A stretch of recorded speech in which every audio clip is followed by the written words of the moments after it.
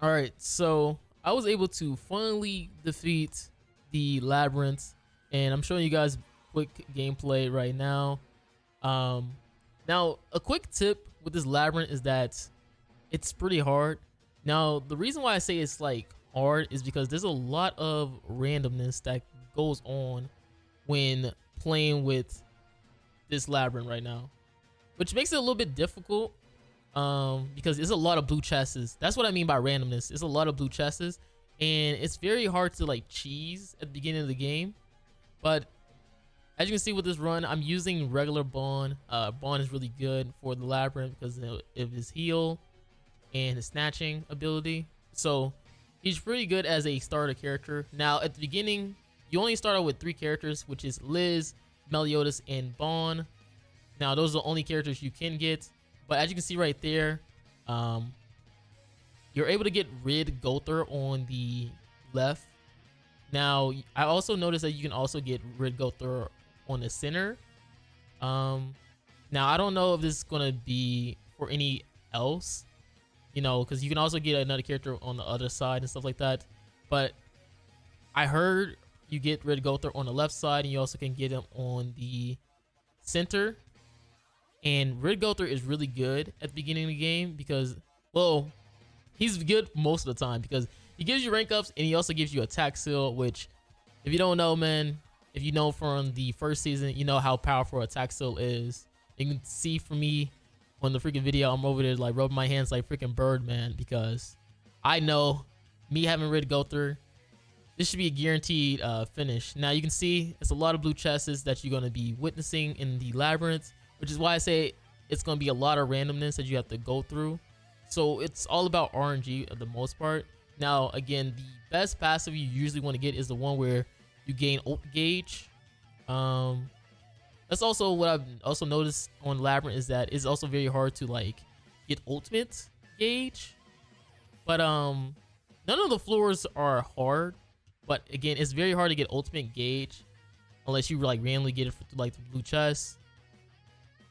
That's why I said, look, personally, this is probably a really hard one because it's all dependent on your RNG, which a lot of people hate about the Labyrinth, is that you don't want everything to rely on what you might possibly get, especially when dealing with the blue chest. The blue chest can pretty much give you like whatever. Like it can either be like another fight, it can be maybe another character, super awakening, leveling, revive. It's like whatever. That's why I say it, like it's a lot of randomness that goes on with the blue chest, so you gotta be very careful with that. I also was having a little bit of trouble of getting passes, like a passive for the first floor. So don't expect to get like 30 passives on the first floor or anything like that. But the bosses was like pretty easy. Like the bosses are really easy and stuff, so you don't have to have trouble with that, of course. Especially if you're tackling with Gother and stuff like that. Now I chose Zarathustra just because I felt like he would be able to do some crazy damage, and he actually does do some really good damage. Now some other characters that do some really good damage are like Escanor and stuff like that. So if you don't get that, you know, you can use Escanor for a good DPS character. Green or red works pretty fine. You probably want red maybe for this floor because you do have to face against a green character, which is Matrona. Now again, I'm an English player who just plays JP, so throughout my gameplay that you're gonna see, I'm probably gonna end up like me just randomly just trying to translate the JP text. I'm just trying to figure out some of the passive. For me, playing through the Labyrinth, I was really struggling on getting passives that were useful for me. I kept getting passives that like was like trash. Like they'd be like, yo, use all female characters, and then I just see my team as it being all male. They'd be like, yo, use a team with the same attributes, and then I just look at my team and I have multiple attributes. And this is the thing with this. That's why I say it's like pretty hard with the passive and stuff like that. You can just get like absolutely messed up with not getting good passive. So we go on the first floor. It's Matrona. Now Matrona has an interesting passive where if you debuff her, She does like 50, I think it's like 50% more damage as she's debuffed. Now you can, and then at 4 gauge, she's immune to stun and petrification and freeze. And she gains 4 gauge automatically, so don't try to like get like some cheese off with you just petrifying her to death or freezing her. You can attack still if you really want to, but yeah, if you debuff her, oh yeah, she also reduced debuff damage as well. I think this, yeah, this is the one where she reduced debuff damage as well. So debuff cards aren't going to do that much damage as well. So if you're a person using a debuff card or a debuff character, you just want to try attack still and try to do damage with a regular character who does crazy amounts of damage with like normal cards rather than debuffs, because she does reduce those damage from those cards. Also, you want to be very careful if you do not have an attack still character to not debuff her, or she's going to do a lot more damage. And I have had moments with using Matrona where she just pretty much nuke you. So you got to be careful of that. Now, the only reason I'm talking about this while the gameplay is playing and not really talking about the teams is that the teams are not that bad that you face off against, especially since on this run I was able to get Rid Gother. I did have a run where I did not have a Rid Gother, and it went pretty well. It went a lot better than me using Rid Gother.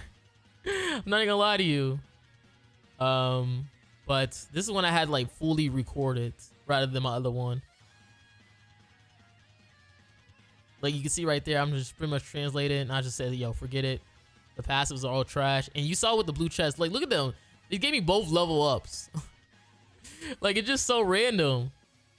That's why I'm trying to go with the middle right now, just to see if I can get like maybe something good from that blue chest, because it's gonna be random. Now this one is a little bit harder.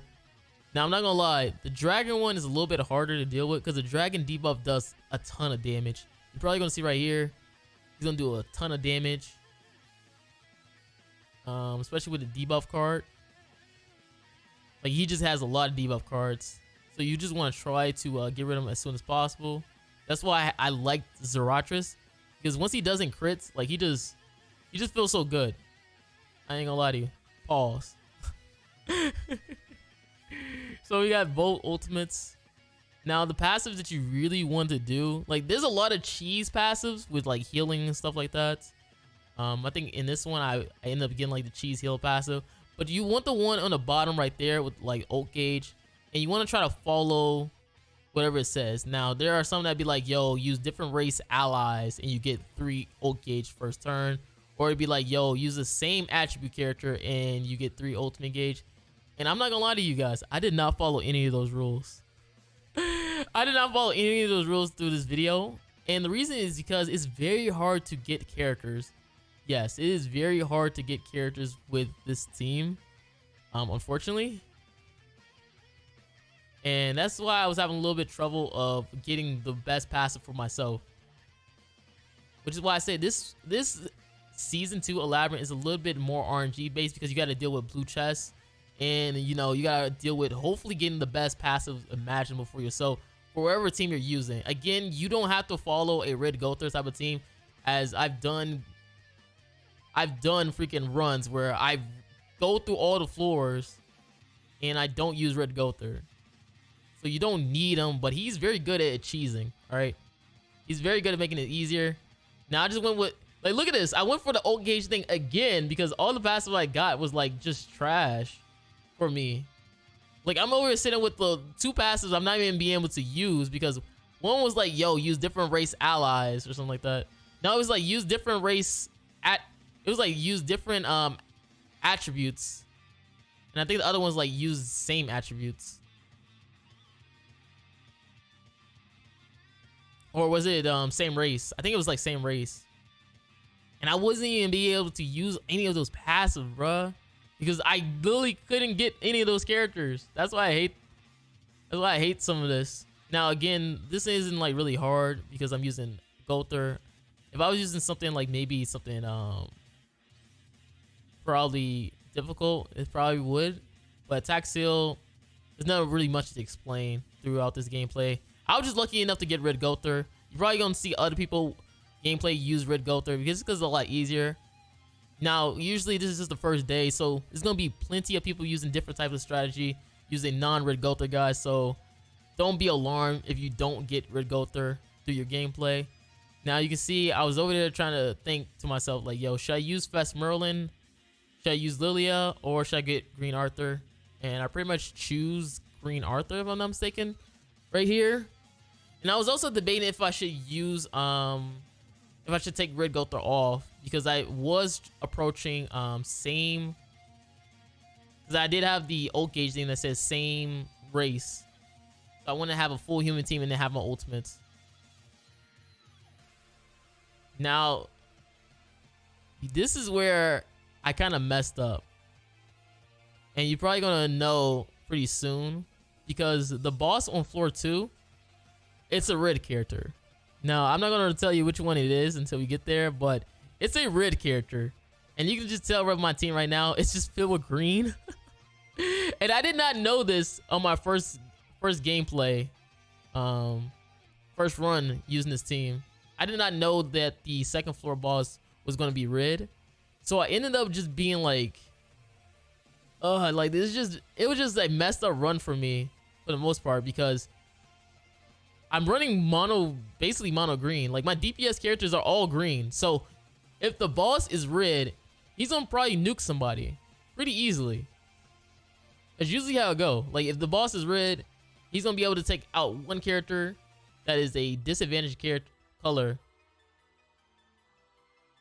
I think I go with the middle one, because was it the middle one? No, it's the top one. Oh yeah, that's the busted one. Because the top one was like, yo, if you fall below 15% HP, you get you full heal. Now, as you can see, he's full on red king and stuff like that. He has a passive where he can't be debuffed at all. So don't try to attack so red king. All right, red king cannot be debuffed. So you want to try to do as much damage as possible. Maybe ult him. If you do get the ult gauge passive and stuff like that, pretty easy, because he does hit pretty hard. Like he has green king cards, which means he could crit you and nuke you pretty easily. Now I try to use Zeratrus, and he goes straight for Zeratrus, and as you can see, he instantly just gets nuked. Now I was debating on if I should probably had like restarted this run, and by restart I mean just let him just kill me off, and then I should try it again and hope for the best in terms of like RNG. Because you got to give up points when you do so. Like, you got to let them kill you off, and then you got to give up points while doing it. I was just literally just hoping that he doesn't finish off my entire team, or that I can at least keep Red Gother. But as you can see, he literally was just blasting me throughout the whole thing, because I didn't have anything that was against his attribute. So he just got rid of me pretty soon. And I was like, yo, what should I do right here? Now, I was like, yo, I have no way of winning this, because I was already struggling on getting characters, and now I gotta try to get probably like 3 or 4 characters for the last floor. And I was just over here just thinking to myself like, yo, what character could I use? And I just choose Deanne, because I was like, yo, Deanne might be legit at stalling and probably just healing with her stance. I probably maybe should have went for Liz maybe for the revive, but I just chose Deanne because I feel like Deanne could do some crazy damage. And I was able to get the ult gauge. Remember, guys, I did have the ult gauge passive, which is if you have different race allies. Now that it was if you have the same attributes, you get ult gauge. So pretty much I'm just going through this with 2 characters. And as you already noticed, guys, I haven't gotten no ult gauge at all. See, that's what I'm saying, man. This Labyrinth makes it very hard for you to get ultimate gauge. Obviously, there are some moments where you could get it, but I'm not gonna lie to you guys. Don't even try to attempt it. It'd be feeling like almost impossible. You're gonna have to, like, if you're gonna do that, you have to give up something, you know? Like, you always end up giving up something if you try to go for ult gauge, not ult gauge, ult dupes. Then you gotta give up pretty much super awakening or leveling, stuff like that. It's usually like a con when it comes to this season. Now, I'm not saying it's impossible or anything like that, but you really don't want to. Now this one is a lot easier with the ghosts. They don't really do that much damage and stuff like that. Well, from what I've seen, it seemed like they just lower your attack a lot. And it's pretty easy for me to just clear all these floors that are like simple mobs. I'm just trying to do as much damage as possible. I just end up just dancing up again, take away ult gauge, and we just full heal. And as you can see, I'm still struggling to get another character. Like, I'm over here fighting for my life, praying that I can get another character through the thing. With some of these blue chests, randomly, and it's impossible. Like, we got a full name team right now with freaking demons, and I'm still struggling. And this team hits pretty hard. This team is a debuff team, and they hit pretty hard. You got Mon Speed, and you also got Gallon. So pretty much I attack her right here, and I try to see if I could like attack and then heal afterwards, so I can try a full heal. Again, it's just me just struggling for the most part at healing. So I just go for maybe a stance, and I think I just ult right here. Yeah, ult to see if I get some more HP back. Now remember, guys, I do have the passive where I full heal if I go below 15%, which I think is a really good that passive is like really broken. I'm not gonna lie to you, that passive is really goddamn broken, man. It's a really good one. That is a really good passive. And then I just went with the one. I think I went with the one in the middle, maybe. No, I think I went with the one on top. The one on top. I think it said something about like if it's a giant, then you get like 100% damage reduction. I guess I went for the middle. And now this one just gives me ult gauge, which I technically do need because I am using the ult passive. Again, guys, it is really hard to get ultimate gauge sometimes. Again, it's all based on randomness. So you could get the good RNG, you could get the terrible RNG. You know, it's like a hit or miss type of thing. So I just stance up and just let DN just take a lot of damage. So I just gonna probably just like attack and ult. Do a lot of damage. Remember, guys, we do have our ult dupes leveled up now, so it's very easy for us to pretty much hit pretty hard with our ultimates, which I kind of like this. That I was kind of going through the last floor with just 2 characters. Like, literally, I was just begging, please give me another character, and they just wouldn't do it. So I just went for ult every time, man. Again, this just shows you how powerful attack skill is. I'm over here just getting through the last floor with 2 characters. This should not be possible. But because I'm using Red Gother, the attack skill guy, this man is just like a freaking menace to society right here. And we just heal. And he's doing like crazy damage to me. And I just eventually just end up attack sealing right here. See if I can get my ultimate right here. And then finish him off. It look like Chandler. Yeah. Told you, man. I'm just doing crazy damage. Hoping that I can get another character. Like, I'm over here just sitting there just crying. Like, yo, please give me another character. Please. But I kind of like this season. It's just random, man. That's what I hate. Like, I messed up so many rounds over this randomness. So I see the revive, and I was like, yo, maybe I could revive another character, and then I could literally get through this floor. But I end up still getting out CC, and then I freaking cry. Look at wait, go back. Like, look at the sadness in my face when I realized the last character. Just look at it. Look at it. Look at my sadness. Look at my sadness right now. Once guys, I'm telling you now, I did not know who was gonna be the last character. I was just praying that it was not gonna be blue. and it's a blue character, and I'm running mono red. Now I should have known after seeing all the other floors be like green, red, blue, but I was not thinking. So I'm over here just playing along and stuff like that, hoping that I get through this floor easy peasy. But Deanne hits like a freaking truck, bruh. Like, and she's lowering my defense and then attacking me afterwards. And I'm trying to over here just read her passive and stuff like that, where she pretty much does like attribute, like she does boosted damage on attributes that I think she's like 100% damage for attributes that she's advantaged against, and like 90% for disadvantage as well. So she does a lot of damage, guys, no matter what. And like she literally just kills me off. This is pretty much a dead run. Remember, guys, I'm able to reset. All right, I am able to reset after she finished all my characters. So I just pretty much just let her just finish off me. After a while, like literally, she just nuking me because none of my characters can do damage.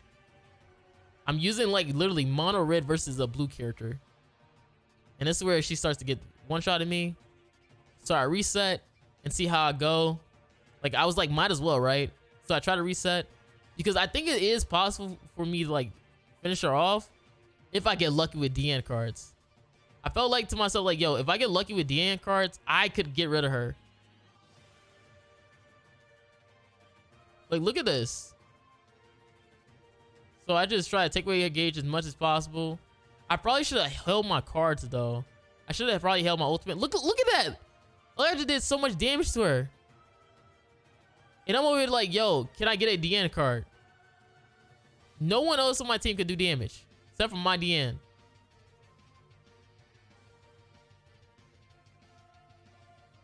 And I'm literally over here just begging for another card for DN, bro. I kid you not, if I get a DN card, I win right here. But because I did not get another DN card, I lost. I literally lost because I couldn't pull another DN card. So pretty much right now, I had the reset.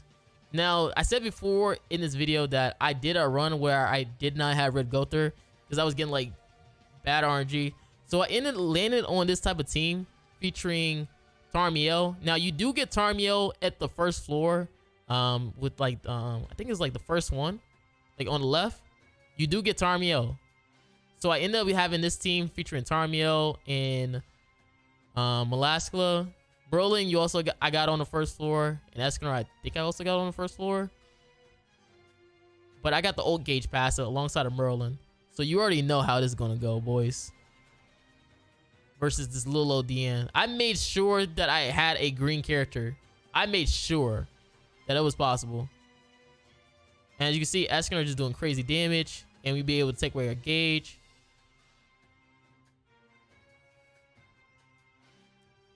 And the cool thing about this is that she does not get a revive. So unlike the season 1, there's no revive. So if she gets all the way to 0%, it's over. And yeah, that's GG, man. I beat the last floor. Unfortunately for me, man. Oh, wait, let me go back to it so you guys can see it. I got it on 3 times speed.